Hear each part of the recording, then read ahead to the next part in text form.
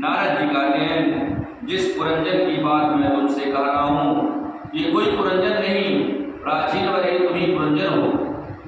परमात्मा को बोलकर संसार में पड़े हो, इसलिए अपने शरीर के लिए तुम इतने बड़े अत्याचार भी कर लेते हो, जीवों की हत्या भी कर लेते हो।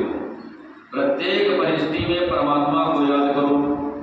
परमात्मा ने शरीर जो दिया है वो केवल विषयों को भोगने को नहीं मिला, ये शरीर मिला है भगवान के चिंतन के लिए, गोविंद की याद के लिए।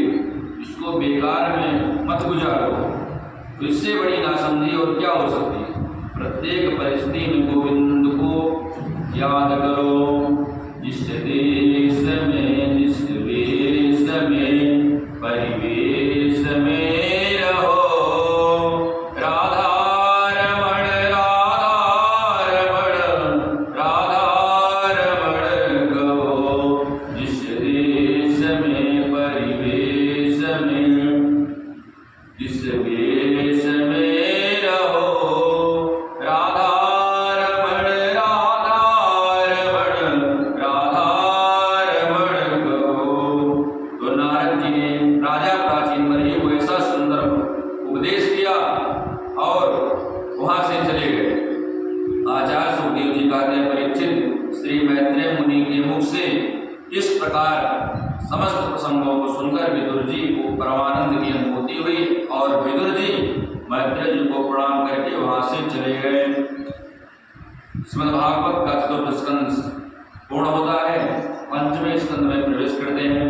अब परीक्षित जी ने कहा, लेकिन आपने कल सायंकाल के प्रसंग में जब उपदेश किया था तो आप प्रियव्रत और उत्तानपाद का वंश कहकर चुप क्यों हो गए महाराज? प्रियव्रत के वंश में क्या हुआ? तब आदरणीय सुखदेव जी महाराज कहते हैं, राजन, प्रिय माने होता है अच्छा, और व्रत माने होती है प्रतिज्ञा। अपने जीवन में जिसने सुंदर प्रतिज्ञा की वही प्रियव्रत है।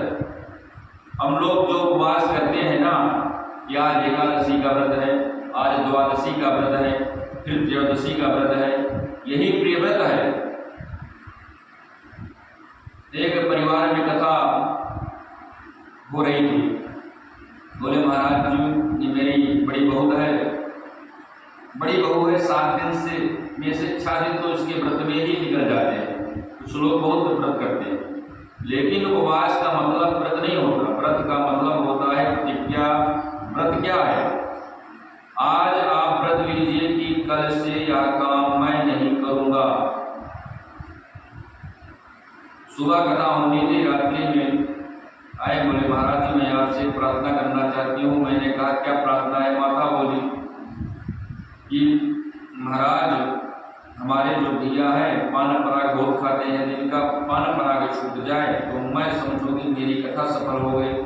मैंने कहा, ठीक है, कथा कहना। मैंने आरंभ किया तो सेठ जी जो यजमान बनकर आगे बैठे कथा सुनने और इतना लंबा डिब्बा पान मसाले का सामने रख दिया। मैंने कहा, ये क्या है? सेठ जी बोले, नहीं कुछ नहीं महाराज, बस मैंने ऐसे ही।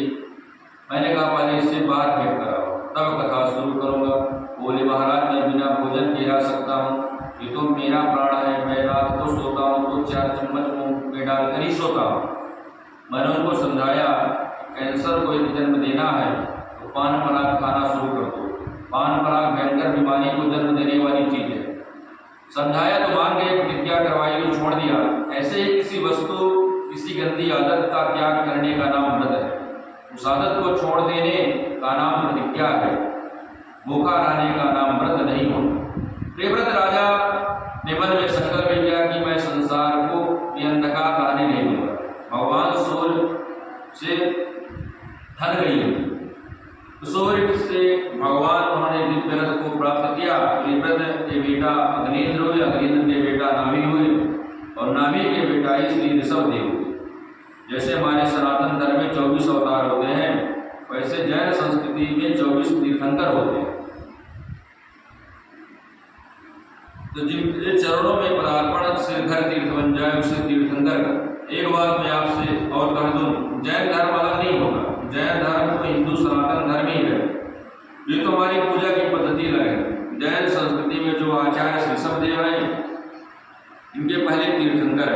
श्रीमद् भागवत में ऋषभ देव जी भगवान की 8वें अवतार है।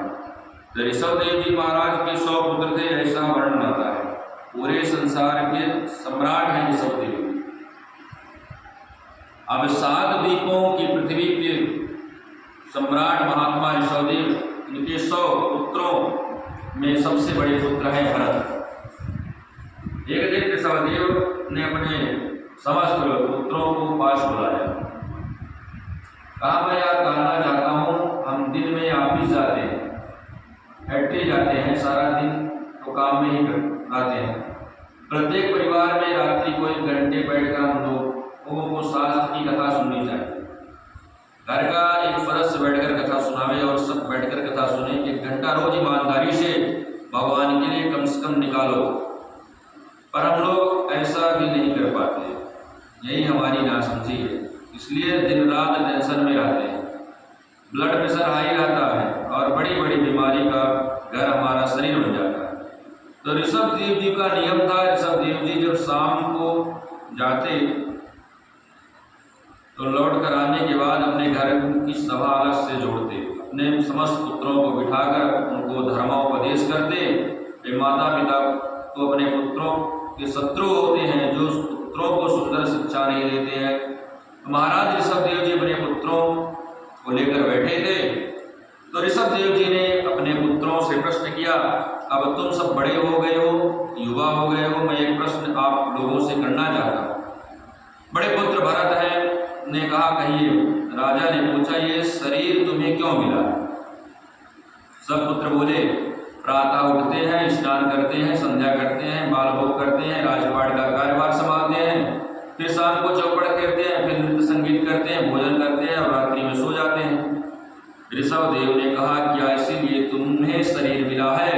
बोले, नायम देहो देहभाजान विलोके कष्टान कामान न रहते विभुजाए तपो दिव्यम पुत्रकायेन शक्यम शुद्धैर्यस्मात् ब्रह्म सौख्यम त्वरन्तम। बेटा, ये शरीर केवल खाने पीने सोने हंसने को नहीं मिला, बल्कि शरीर से हमें तपस्या करनी चाहिए, शरीर से महापुरुषों का संग करना चाहिए, प्रातः जल्दी उठकर स्नान कर